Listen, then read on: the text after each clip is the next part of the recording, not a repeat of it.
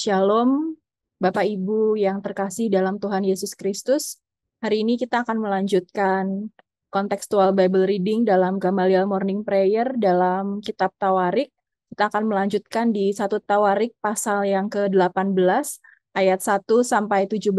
Dipersilahkan.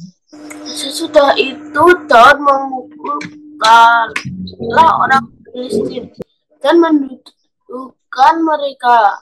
Lalu ia merebutkan dan segala anak kotanya dari tangan dan Daud memukul kalah orang Moab sehingga orang Moab takluk kepadanya dan harus mempersembahkan upeti. Selanjutnya Daud memukul kalah Hadadezer, Raja Soba dekat Hamat ketika ia pergi menegakkan kekuasaannya pada sungai Efrat. Daud merebut daripadanya 1.000 kereta, 7.000 orang pasukan berkuda, dan 20.000 orang pasukan berjalan kaki. Lalu Daud menyuruh memotong urat keting segala kuda kereta, tetapi dengan meninggalkan 100 ekor kuda kereta. Lalu orang Aram dari Damsyik datang menolong Hadadezer, Raja Soba, tetapi dari antara orang Aram itu, Daud menewaskan 22.000 orang. Kemudian Daud menempatkan pasukan-pasukan pendudukan di daerah orang Aram dari Damsyik, dan orang Aram itu menjadi budak Daud yang harus mempersembahkan upeti. Tuhan memberi kemenangan kepada Daud kemanapun ia pergi berperang. Sesudah itu Daud mengangkut perisai emas yang dipakai oleh orang-orang Hadadezer, lalu membawanya ke Yerusalem. Dan dari Tibhat dan dari Gun, yaitu kota-kotanya Hadadezer, Daud mengangkut amat banyak tembaga. Daripadanya Salomo membuat laut tembaga, tiang-tiang dan perlengkapan tembaga. Ketika didengar Tou, Raja Hamat, bahwa Daud telah memukul kalah seluruh tentara Hadadezer, Raja Zoba, maka ia mengutus Hadoram anaknya kepada Raja Daud untuk menyampaikan salam dan mengucapkan selamat kepadanya, karena ia telah berperang melawan Hadadezer dan memukul dia kalah. Sebab Hadadezer sering memerangi Tou, dan Hadoram membawa berbagai barang-barang emas, perak, dan tembaga. Juga barang-barang ini dikhususkan Raja Daud bagi Tuhan, bersama-sama perak dan emas yang diangkutnya dari segala bangsa, yakni dari orang Edom, dari orang Moab, dari Bani Amon, dari orang Filistin, dan dari orang Amalek. Abisai, anak Zeruya, menewaskan 18.000 orang Edom di lembah Asin. Lalu ia menempatkan pasukan pendudukan di Edom, sehingga seluruh Edom diperbudak oleh Daud. Tuhan memberi kemenangan kepada Daud kemanapun ia pergi berperang. Demikianlah Daud telah memerintah atas seluruh Israel dan menegakkan keadilan dan kebenaran bagi seluruh bangsanya. Yoab, anak Seruya, menjadi panglima. Yosafat bin Ahilud menjadi bendahara. Zadok bin Ahib dan Ahimelek bin Abiatar menjadi imam. Sausa menjadi panitera. Benaya bin Yoyada menjadi panglima orang Kreti dan orang Pleti. Dan anak-anak Daud adalah orang-orang utama yang diperbantukan kepada raja. Amin. Terima kasih Bapak Ibu Saudara-saudari. Hari ini kita melanjutkan di 1 Tawarik 18 ayat 1 sampai 17. Di sini penulis Tawarik menegaskan bahwa kemenangan demi kemenangan yang diraih Daud saat berperang melawan musuh-musuhnya, kerajaan Israel itu semuanya berasal dari Tuhan. Jadi kemenangan demi kemenangan yang diraih Daud saat berperang melawan musuh-musuh itu, kemenangan itu diperoleh berasal dari Tuhan. Di ayat yang ke-18 bagian B, dinyatakan Tuhan memberi kemenangan kepada Daud kemanapun ia pergi berperang. Dan juga di pasal 13 bagian B, Tuhan memberi kemenangan kepada Daud kemanapun ia pergi berperang. Dan bukan karena faktor keberuntungan, tetapi semuanya itu diperoleh karena Daud, diperoleh karena Tuhan yang memberikan kemenangan kepada Daud saat berperang melawan musuh-musuhnya. Di sini Allah berjanji kepada Daud bahwa dia akan membuat nama Daud semakin besar. Di pasal yang ke-17 ayat yang ke-8 dinyatakan bahwa Aku telah menyertai engkau di segala tempat yang kau jalani dan telah melenyapkan segala musuhmu dari depanmu. Aku akan membuat namamu seperti nama orang-orang besar yang ada di bumi. Ya, jadi Allah berjanji kepada Daud bahwa dia membuat nama Daud semakin besar di 1 Tawarik 17 ayatnya yang ke-6 dan juga di 2 Samuel pasalnya yang ke-8 ayat 13. Demikianlah Daud mendapat nama dan ketika ia pulang ia menewaskan 18.000 orang Edom di lembah Asin. Ya, jadi Allah sendiri yang berjanji kepada Daud bahwa dia membuat nama Daud semakin besar. Dia membuat nama Daud semakin besar. Dan janji ini mulai tergenapi ya saat Daud berhasil memperluas wilayah kekuasaannya dengan memukul kalah musuh bebuyutan Israel, yaitu orang Filistin. Di ayatnya yang pertama dinyatakan Daud memukul kalah orang Filistin dan menundukkan mereka, lalu merebut Gad dan segala anak kotanya dari tangan orang Filistin. Ya, jadi Tuhan menyatakan janjinya itu, mulai janji Tuhan tergenapi saat Daud berhasil memperluas wilayah kekuasaannya dengan memukul kalah musuh bebuyutan orang Israel, yaitu orang Filistin. Di mana pada masa kerajaan Israel pada saat dipimpin oleh Raja Saul, seharusnya ya Raja Saul yang menyelamatkan bangsa Israel dari tangan orang Filistin, tetapi dia gagal. Kita lihat di kemarin ya di pasal 1 Samuel pasalnya yang ke-9 ayat yang ke-16. Tetapi di zaman Raja Daudlah orang Filistin ini berhasil ditaklukkan. Lalu selain mengalahkan orang Filistin, ya kemenangan yang diberikan oleh Tuhan, di mana Raja Daud pun mengalahkan orang Moab, ya orang Amon, orang Edom, orang Aram, orang Amalek, dan Raja Hadadezer, orang Zoba. Di pasalnya yang ke-18 ayat 1, 2, 3, ayat 5, dan ayat yang ke-11. Sepanjang peperangan yang dilakukan oleh Raja Daud, belum pernah satu kali pun dia kalah. Ya, dia memegang kendali atas pemerintahan sehingga bangsa-bangsa yang dikalahkannya ini memberi upeti kepadanya. Di pasalnya yang ke-18 ayat 2 dan ayatnya yang ke-6, dinyatakan bahwa Daud memukul kalah orang Moab sehingga orang Moab takluk kepadanya dan harus memberikan upeti. Di ayat yang ke-6 juga dinyatakan ketika Daud menempatkan pasukan-pasukan pendudukan di daerah orang Aram dari Damsyik, dan orang Aram itu menjadi budak Daud yang harus mempersembahkan upeti. Nah, jadi bangsa yang takluk, bangsa yang kalah ini harus memberikan upeti kepada Raja Daud, kepada pemerintahan kerajaan Israel. Dan selain itu, kemenangan-kemenangan yang diberikan oleh Allah kepada Raja Daud di ayatnya yang ke-9 dan di ayatnya yang ke-10, di sini Tou, Raja Hamat, yang mengakui kemenangan Raja Daud dan memberikan persembahan berupa emas, perak, dan tembaga kepadanya. Di ayatnya yang ke-9 dan 10, ketika didengar Tou, Raja Hamat, bahwa Daud telah memukul kalah seluruh tentara Hadadezer Raja Zoba, maka ia mengutus Hadoram anaknya kepada Raja Daud untuk menyampaikan salam dan mengucapkan selamat kepadanya karena ia telah berperang melawan Hadadezer dan memukul dia kalah, sebab Hadadezer sering memerangi Tou, dan Hadoram membawa pelbagai barang-barang emas, perak, dan tembaga. Nah, jadi Raja Hamat, Tou ini mengakui kemenangan Raja Daud dan memberikan persembahan berupa barang-barang emas, perak, dan tembaga. Dan semua barang jarahan yang diperoleh Raja Daud dalam peperangan, termasuk upeti ini dia berikan persembahan secara khusus bagi Tuhan. Di ayatnya yang ke-11, juga barang-barang ini dikhususkan Raja Daud bagi Tuhan, bersama perak dan emas yang diangkut dari segala bangsa, yakni orang Edom, orang Moab, dari Bani Amon, dari orang Filistin, dan dari orang Amalek. Ya, jadi barang-barang berupa emas, perak, tembaga ini digunakan sebagai persiapan untuk membangun rumah Tuhan.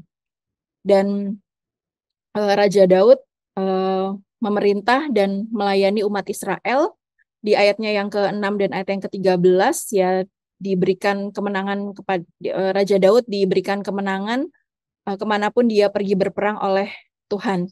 Dan di ayatnya yang ke-15 sampai ayatnya yang ke-18 dinyatakan bahwa Raja Daud memerintah atas Israel, dan di ayatnya yang ke-14 dinyatakan bahwa Daud memerintah atas seluruh Israel dan menegakkan keadilan dan kebenaran bagi seluruh bangsa. Dan di ayatnya yang ke-15 sampai ayatnya yang ke-17 dinyatakan tentang pegawai-pegawai Daud yang diangkat.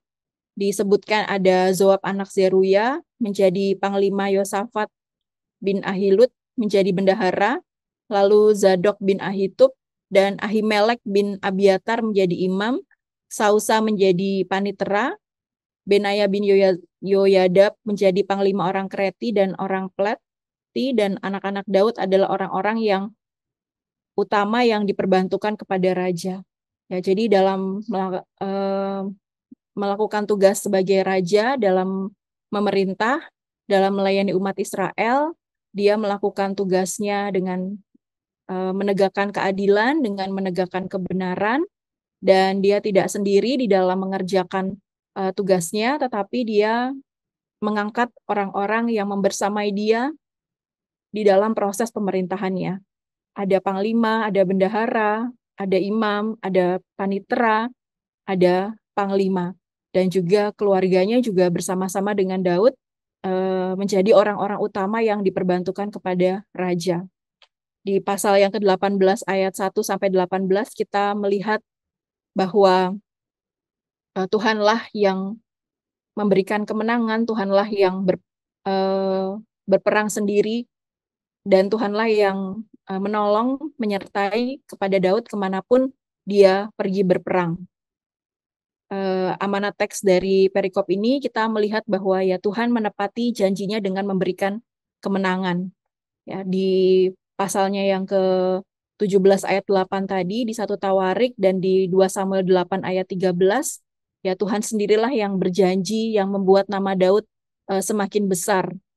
Dan janji ini tergenapi di saat Daud memperluas wilayah kekuasaannya dengan memukul kalah Filistin, Moab, dan kerajaan yang lain. Ya, Tuhan menepati janjinya dengan memberikan kemenangan.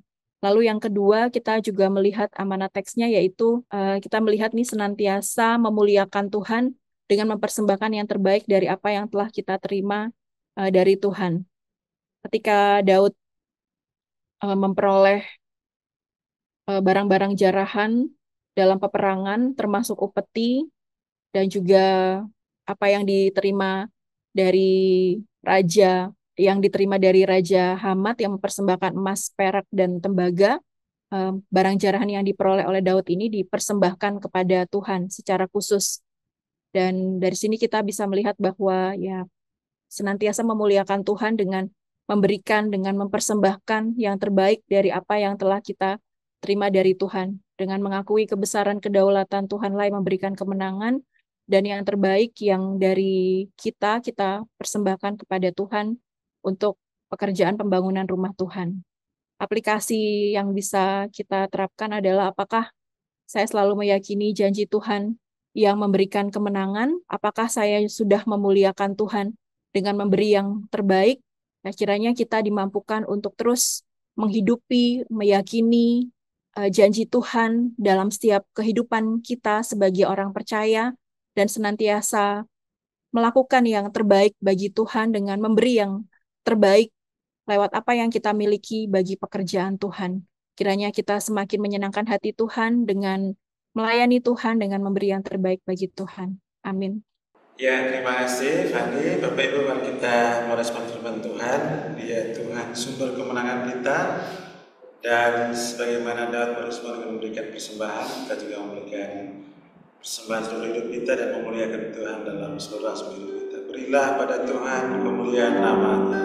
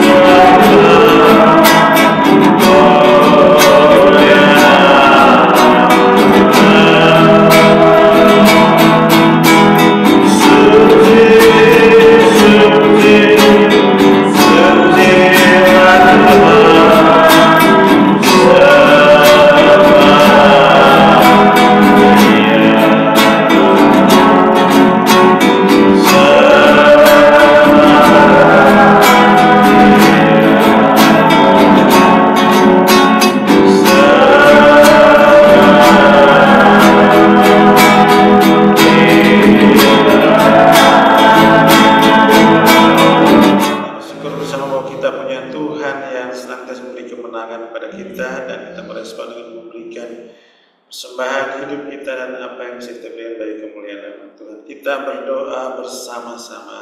Bapa dalam surga, kami bersyukur untuk kemenangan yang Tuhan berikan, kami memuji dan memuliakan nama-Mu.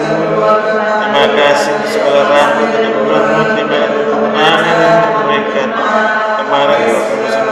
Kami percaya dan berbuat kuasa, dan Tuhan, kami percaya bahwa Tuhanlah sumber kemenangan demi kemenangan. Tuhan berikan kemajuan dan Tuhan karuniakan berasal dari Tuhan sediakan, dan antara kami semuanya Tuhan, keluarga, anak-anak, Tuhan, istri, semua kami senantiasa memberikan persembahan syukur kepada-Mu, beri yang terbaik, berhormat kemuliaan nama-Mu, memuliakan Tuhan dan memasyurkan nama-Mu. Terima kasih Tuhan, dalam nama Yesus Tuhan.